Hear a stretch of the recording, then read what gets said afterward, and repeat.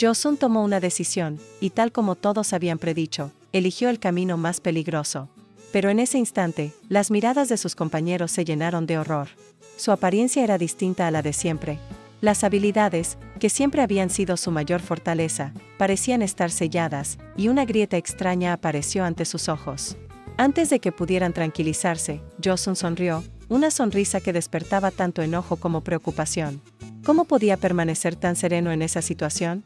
Porque nadie sabía que, detrás de todo, aún quedaban amenazas ocultas esperando aparecer. El tiempo pasó con pesadez. Una hora terminó con el tic-tac cortante como una espada. Todos inclinaron la cabeza con reverencia.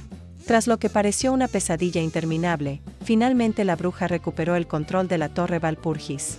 Era un instante de victoria, pero también el momento en que la verdad salió a la luz. Josun no solo había sobrevivido, sino que también había recuperado todas sus cartas de habilidades, sin perder ninguna. Él sonrió para tranquilizar, diciendo que no había de qué preocuparse.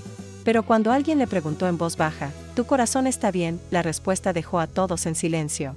Josun admitió que, antes, realmente no estaba nada bien, pero ahora, se sentía mejor. Un agradecimiento sincero disipó las sombras que lo habían perseguido durante tanto tiempo.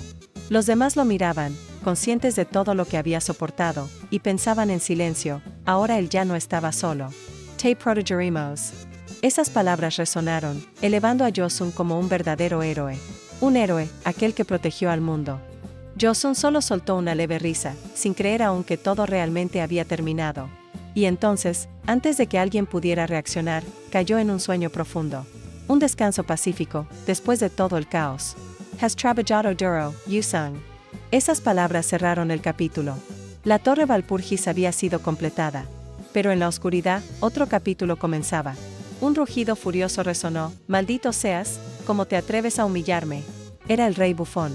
Estaba furioso, culpando a otros, aunque la verdad era que su propia imprudencia lo había llevado a la vergüenza. Ahora, debilitado, la intriga resurgía.